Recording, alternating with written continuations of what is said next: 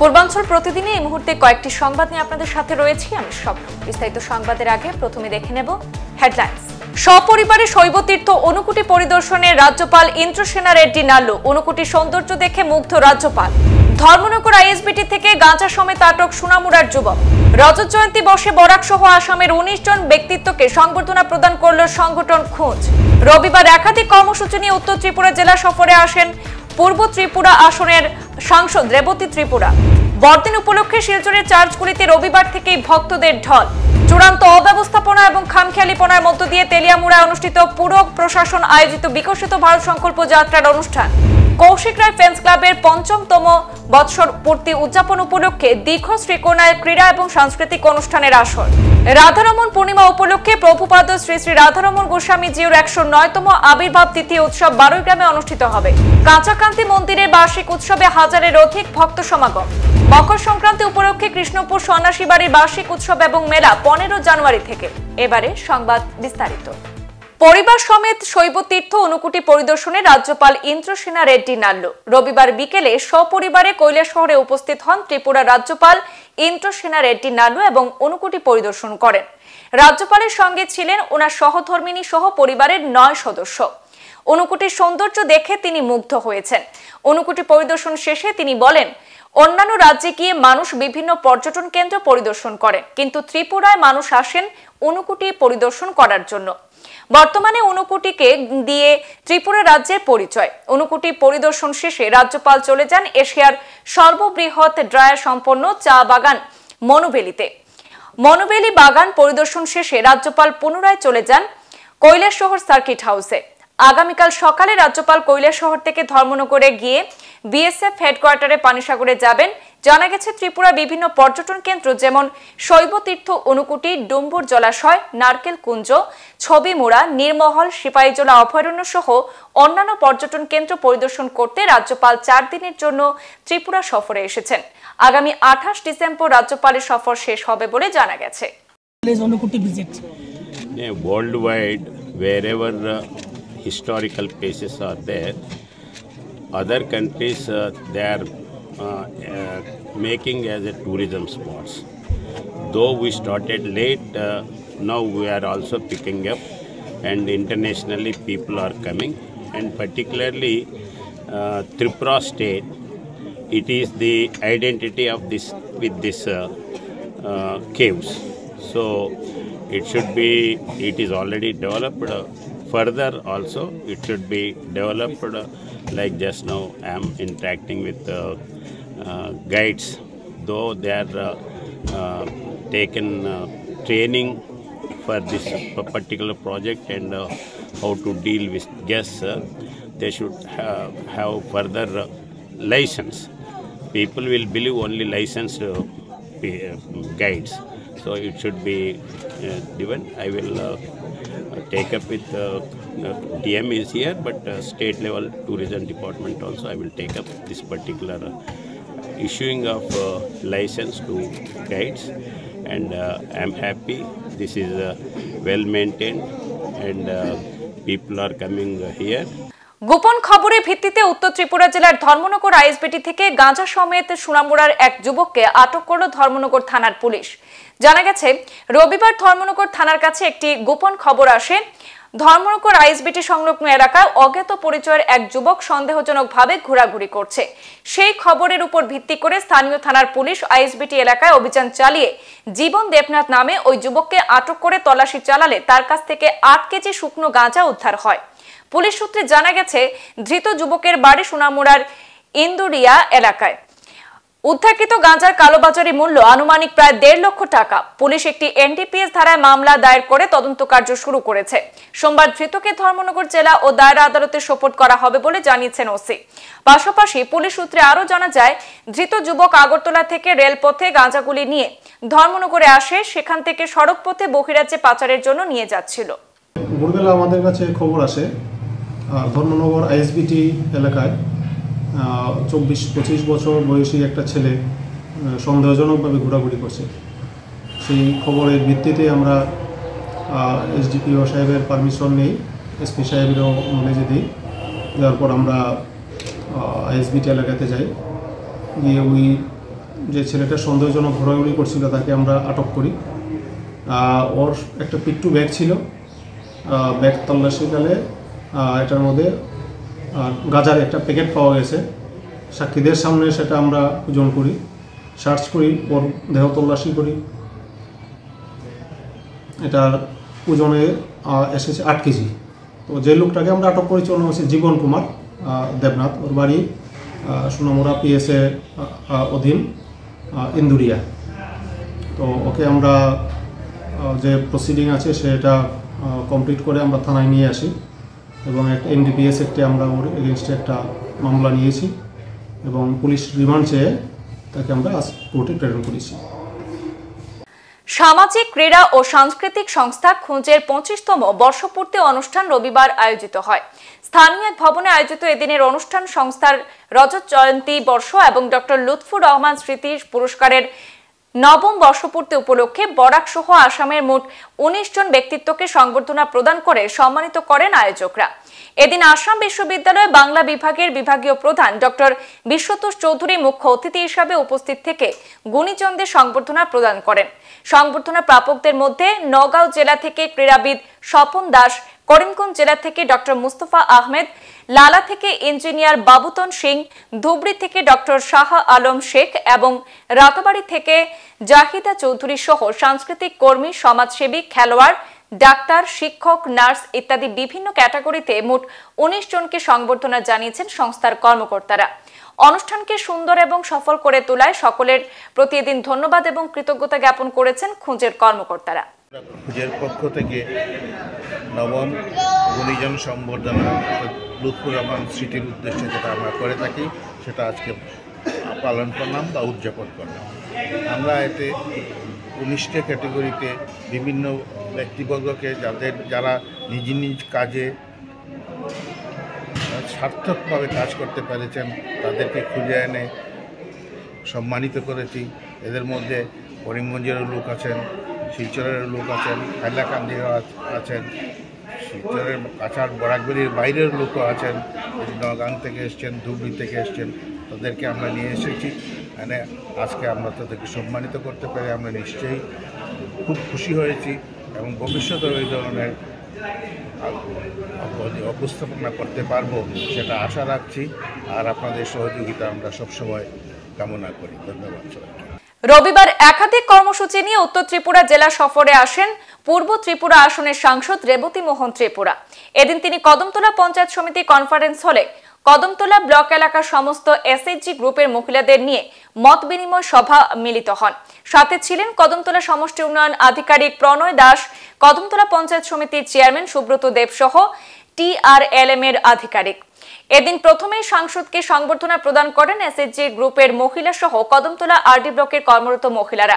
এদিন বক্তব্য রাখতে গিয়ে TRLM ML এর ক্লাস্টার কোঅর্ডিনেটর সুমিত্রা ভট্টাচার্য বলেন, বিগত 2019 সালের নভেম্বর মাস থেকে কাজ শুরু করে এখনো পর্যন্ত কদমতলা ব্লকের আওতাধীন মোট 1176টি সেলফ হেল্প গ্রুপ করা হয়েছে, যারা এখন পর্যন্ত নিষ্ঠার সাথে কাজ করে চলেছেন। আগামী দিনে এই গ্রুপের সংখ্যা আরো বৃদ্ধি করার লক্ষ্যমাত্রা নিয়ে কাজ করা হচ্ছে। এদিকে সাংসদ রেবতী ত্রিপুরা বক্তব্য রাখতে গিয়ে দেশের প্রধানমন্ত্রী নরেন্দ্র মোদীর ভূয়সী প্রশংসা করেন। তাছাড়া এদিন তিনি কদমতলা ব্লক এলাকার দুটি স্বসহায়ক দলের মহিলাদের হাতে 3 লক্ষ এবং 4 লক্ষ টাকার চেক তুলে দেন। সাথে স্বসহায়ক দলের মহিলাদের তাদের দলের উৎপাদিত বিভিন্ন সামগ্রী তুলে দেন সাংসদ সহ মঞ্চে উপস্থিত অতিথিদের হাতে। শুরুর আগে আমি এসেছিলাম, পার্লামেন্ট সেশন ছিল আমার 18 দিনের, 20 দিন পরে ত্রিপুরায় এলাম। এসেই গতকাল এলাম, আজকে নর্থ ত্রিপুরায় হাজির হলাম। আজকে এখানে কদমতলা ব্লকে আমরা আমাদের যারা এসএসজি গ্রুপের সঙ্গে যুক্ত দিদিদের সঙ্গে আমাদের কথা হয়েছে। আপনারা জানেন আমাদের মাননীয় প্রধানমন্ত্রীজি মহিলা ক্ষমতায়ন, মহিলাদেরকে আরও অর্থনৈতিকভাবে স্বাবলম্বন করার জন্য ওনার এই বিগত 10 বছরে নানান কর্মসূচি গ্রহণ করেছে। তার মধ্যে এখন এসএসজি গ্রুপকে সাবসিডি সহ বিভিন্ন লোন দেওয়া, সুবিধা দেওয়া এগুলো আছে এবং আমাদের ব্লকের মাধ্যমে, পঞ্চায়েতের মাধ্যমে নানান ধরনের প্রশিক্ষণ, আর যেগুলি প্রশিক্ষণের শেষে তারা নিজেরা উৎপাদন করে তার বাজারজাতকরণ ইত্যাদি বিভিন্ন যে ব্যাপারগুলি, এগুলি নিয়ে আমাদের সরকার কাজ করছে। তো আজকে প্রথম এসেই দিদিদের সঙ্গে আমাদের মত বিনিময় সভা হলো এখানে আমরা কয়েকটা গ্রুপকে আমরা কিছু লোনের ব্যবস্থা করলাম আজকে। আমাদের মাননীয় আমাদের বিডিও সাহেবও আছেন। তো আমরা চাইছি যে আমাদের এই এলাকার এই ব্লকের মহিলারা আগামী দিন আরও স্বাবলম্বী হোক, তো তার জন্যই মত বিনিময় সভা আজকে। 25 ডিসেম্বর আয়োজিত হতে যাওয়া বড়দিনকে মাথায় রেখে জেলা জুড়ে প্রস্তুতি ইতিমধ্যেই প্রায় সম্পন্ন। ক্রিসমাস উপলক্ষে শিলচরের বিভিন্ন চার্চকে আকর্ষণীয়ভাবে সাজিয়ে তোলা হয়েছে। শহরের প্রত্যেকটি চার্চকে আলোকসজ্জার মাধ্যমে ঢেলে সাজানো হয়েছে। বেশিরভাগ চার্চগুলিতে যীশু খ্রিস্টের জীবনের বিভিন্ন দিক নিয়ে ছবির মাধ্যমে তুলে ধরা হয়েছে। ক্রিসমাস উপলক্ষে শহরের বিভিন্ন স্থানে থাকা চার্চগুলিতে রবিবার থেকেই ভক্তদের ঢল উপচে পড়তে দেখা যায়। সোমবার শিলচরের Oriental High School, Don Bosco, Holy Cross School সহ বিভিন্ন স্থানে প্রার্থনা সভা এবং সাংস্কৃতিক অনুষ্ঠান আয়োজন করা হয়েছে। বড়দিন উপলক্ষে গোটা শহরকে এক উৎসব মুখর পরিবেশে মেতে উঠতে দেখা যায়।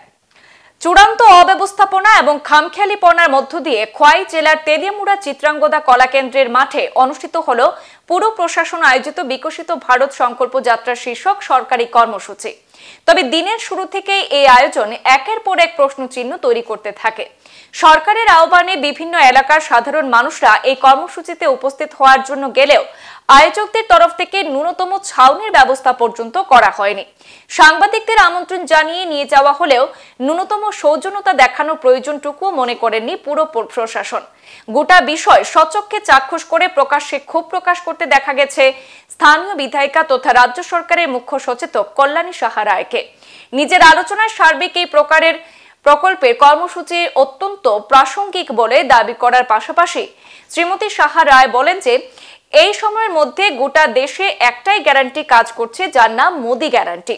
এছাড়াও শ্রীমতী সাহা আরো বলেন যে এই সময়ের মধ্যে নরেন্দ্র মোদী দেশের কৃষক থেকে শুরু করে সাধারণ মানুষ এমনকি গৃহিণীদের কথা ভেবে যেভাবে কাজ করছেন স্বাধীনতার পর থেকে কোনো সরকার সেরকম ভাবেনি। আগামী দিনেও নরেন্দ্র মোদীর নেতৃত্বে গোটা দেশ ক্রমান্বয়ে আরো উন্নত হবে বলে রবিবার তেলিয়ামুড়ায় এমনটাই মন্তব্য করলেন কল্যাণী সাহা রায়। রান্না করতে পারছে, নিজেদেরকে সুরক্ষিত করতে পারছে। দেশের প্রায় 75 লক্ষ মা বোনেরা এই উজ্জ্বলা যোজনা গ্যাসের মাধ্যমে তারা লাভার্থী হয়েছেন, তারা সেই সুবিধা পাচ্ছে, বিনামূল্যে গ্যাস কানেকশন। আজকে জনধন প্রকল্পে প্রায় 15 কোটির বেশি মানুষ উপকৃত হচ্ছেন, যারা জিরো ব্যালেন্স অ্যাকাউন্ট খুলেছেন। দেশের প্রধানমন্ত্রীর আহ্বানে তারা আজকে জনধন প্রকল্পের মাধ্যমে ব্যাংক থেকে লোন নিয়ে স্বনির্ভর হতে পারছেন। এমনকি আজকে ভাতা থেকে শুরু করে রেগার মজুরি থেকে শুরু করে গ্যাসের সাবসিডি সমস্ত কিছু তাদের অ্যাকাউন্টে সরাসরি আজকে ডাইরেক্ট বেনিফিট ট্রান্সফার পদ্ধতিতে সাধারণ মানুষের অ্যাকাউন্টে পৌঁছে যাচ্ছে। কৌশিক রায় ফ্যান্স ক্লাবের ৫ম বর্ষ পূর্তি উদযাপন উপলক্ষে দীঘর শ্রীকোনায় শুরু হলো ক্রীড়া ও সাংস্কৃতিক অনুষ্ঠানের আসর। এদিন সকালে দীঘর শ্রীকোনায় আনুষ্ঠানিকভাবে আসরের সূচনা করেন মুখ্য অতিথি জেলা পরিষদ চেয়ারম্যান অমিতাভ রায়, জেলা বিজেপির সাধারণ সম্পাদক অভ্রজিৎ চক্রবর্তী সহ অন্যান্য আমন্ত্রিত অতিথিরা। প্রদীপ প্রজ্বলনের পর অতিথি বরণের পর শুরু হয় প্রতিযোগিতা ভিত্তিক ধামা নৃত্য, অঙ্কন, ভলিবল এবং ফুটবল ইত্যাদি খেলা। গ্রামাঞ্চলে বসবাসকারী উঠতি প্রতিভাবানদের বাছাইয়ে ওই আসরের আয়োজন বলে উদ্যোগের কথা জানান কৌশিক রায় ফ্যান্স ক্লাবের মুখ্য উপদেষ্টা সঞ্জিত দেব। রাধারমণ পূর্ণিমা উপলক্ষে প্রভুপাদ শ্রী শ্রী রাধারমণ গোস্বামীজির 109তম আবির্ভাব তিথি উৎসব 12 গ্রামে অনুষ্ঠিত হবে। অনুষ্ঠানের কার্যসূচি সোমবার শুভ আমন্ত্রণ অধিবাস, মঙ্গলবার রাধারমণ পূর্ণিমা ভোরে প্রভুর মন্দিরে মঙ্গলারতি এবং আনুষ্ঠানিক সঙ্গীত ও শ্রী শ্রী প্রভুপাদের স্নান সমাপন, কীর্তন সহ শ্রী শ্রী প্রভুর শ্রী মন্দিরে আগমন। পূর্বাহ্ন 9 ঘটিকার মধ্যে শ্রী শ্রী গুরু গীতার মাধ্যমে শ্রী শ্রী গুরু মহিমা পাঠ এবং তৎসঙ্গে সন্ধ্যায় শ্রী শ্রী গীতা যজ্ঞ আরম্ভ হবে। 108 প্রভুপাদ পদ্মে পূজার্চনা, শুভারম্ভ ও অঞ্জলি প্রদান। দুপুর 1টা থেকে মহাপ্রসাদ বিতরণ। এদিকে বেলা 12টা থেকে রাত 8টা পর্যন্ত বরিষ্ঠ শিষ্য স্মারক সম্মান এবং ভক্তিমূলক সাংস্কৃতিক অনুষ্ঠান রয়েছে। শ্রী শ্রী প্রভুপাদের স্তব, আরতি, ভজন সঙ্গীত মাধ্যমে উপাসনা। বুধবার ভোরবেলা থেকে প্রভুর মন্দিরে মঙ্গলারতি এবং নন্দোৎসব। তৎপর কীর্তন সহ শ্রী শ্রী প্রভুর প্রতিকৃতি বিগ্রহ সহ নগর পরিক্রমান্তে উৎসবের সমাপ্তি ঘোষণা হবে। 3 দিনের এই অনুষ্ঠানকে সফল করে তুলতে সকল ভক্তপ্রাণ লোকদের প্রতি আবেদন জানান আশ্রম কর্তৃপক্ষ। আমাদের রাধারমণ আশ্রমের কার্যকরী কমিটির একটা সভা অনুষ্ঠিত হয়। আজকের সভায় প্রভুপাদের 109তম জন্ম উৎসব এবং মাতা ঠাকুরানীর 15তম তিরোধান উৎসব পালনের সিদ্ধান্ত নেওয়া হয় এবং কীভাবে এই উৎসব দুইটা সুন্দরভাবে সুস্থভাবে পালন করা যায় সেই ব্যবস্থা নিয়ে একটা সিদ্ধান্ত নেওয়া হয়েছে। মিটিংয়ের শেষে আমরা সবাই এখানে উপস্থিত হয়েছি। আশা করি আমাদের এই উৎসবে সব গুরু ভাই বোন উপস্থিত হবেন এবং সহযোগিতা করবেন। উৎসবের দিনগুলি যাতে সুন্দর হয়, সুস্থভাবে উৎসব পালন করা যায় তার জন্য সবাই সহযোগিতা এবং কামনা করছি। বরাক উপত্যকার ঐতিহ্যবাহী উদারবন্দের কাঁচাকান্তি মন্দিরে হাজার হাজার ভক্ত সমাগমে প্রত্যেক বছরের নিয়ে এবারও 2 দিন ব্যাপী বিভিন্ন মাঙ্গলিক অনুষ্ঠানের মাধ্যমে অনুষ্ঠিত হল 46তম বার্ষিক উৎসব। এবার বার্ষিক উৎসবের সূচনা হয় শনিবার সকালে পূজার্চনার মধ্য দিয়ে। সকাল 10টায় শুরু হয় সপ্তপ্রসূতি চণ্ডী মহাযজ্ঞ।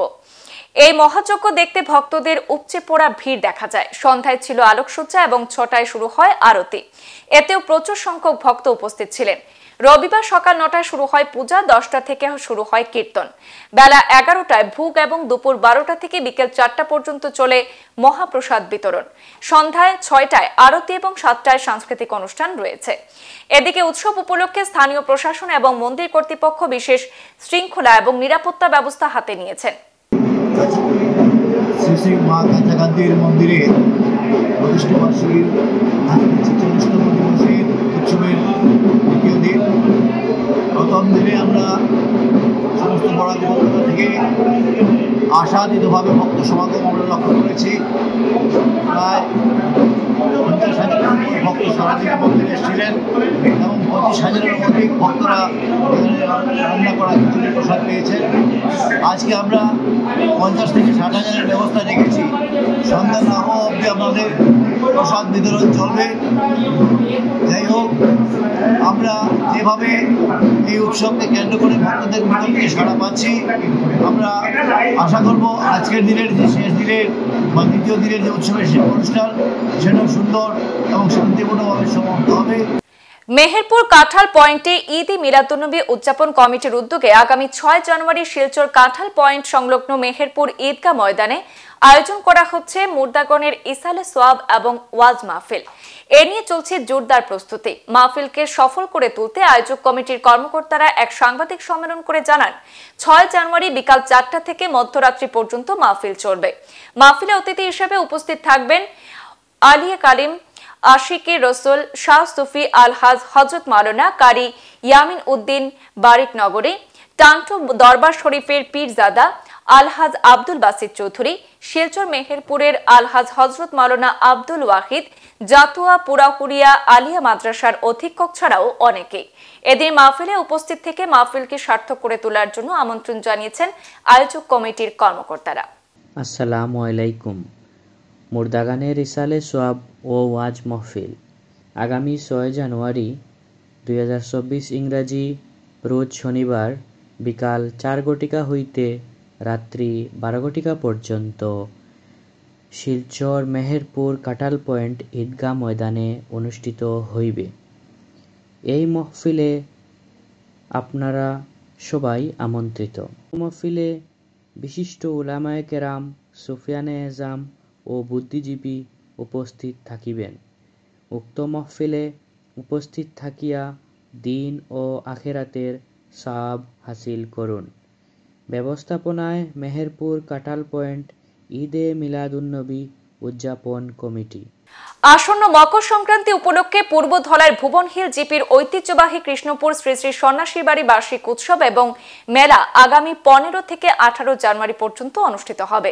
4 দিন ব্যাপী এই উৎসব এবং মেলা পরিচালনার জন্য ইতিমধ্যে একটি পরিচালন কমিটি গঠন করা হয়েছে। এতে সভাপতি মনোনীত হয়েছেন ভুবন হিল জিপি সভাপতি নিহার রঞ্জন শুক্লবৈদ্য, সহ সভাপতি শিবদয়াল গঞ্জু, মিহির পাহাড়ি, শেখর রঞ্জন দাস, সম্পাদক দেবজিৎ দাস, কোষাধ্যক্ষ বিনয় ভূষণ দাস। এছাড়া একটি উপদেষ্টা মণ্ডলী গঠন করা হয়েছে। রবিবার সন্ন্যাসী বাড়িতে অনুষ্ঠিত এক সাংবাদিক সম্মেলন করে 4 দিন ব্যাপী উৎসব এবং মেলার অনুষ্ঠান সূচি সংবাদ মাধ্যমের কাছে তুলে ধরেন পরিচালন কমিটির সভাপতি নিহারঞ্জন শুক্লবৈদ্য। সন্ন্যাসী বাড়ির মকর সংক্রান্তি উপলক্ষে আমরা প্রথম 15 তারিখ আরম্ভ হবে। এদিন প্রথমে পূজা অর্চনা হবে, এরপরে বিকালে এই আশ্রম রথ নিয়ে পরিক্রমা করা হবে এবং বিকালে লুটের প্রসাদ বিতরণ হবে। পরের দিন সাংস্কৃতিক অনুষ্ঠান অনুষ্ঠিত হবে 16 তারিখ এবং ওই দিন 16 তারিখ বিকালে শুভ অষ্টপ্রহর নাম কীর্তনের শুভ অধিবাস আরম্ভ হবে। 17 তারিখ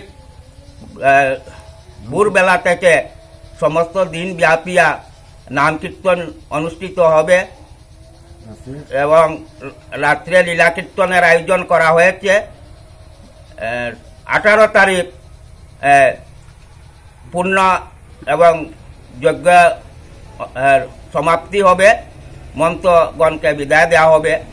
সবাইকে আমাদের এই কৃষ্ণপুর ঐতিহ্যবাহী সন্ন্যাসী বাড়িতে উপস্থিত থাকিয়া আমরা যাদের মনস্কামনা যাতে পূর্ণ হয়, আমরা কমিটির তরফ থেকে সবাইকে করজোড়ে বিনম্রভাবে অনুরোধ রাখি। সংবাদ এই পর্যন্তই। ফিরছি পরবর্তী অন্যান্য আপডেট নিয়ে, সাথে থাকুন।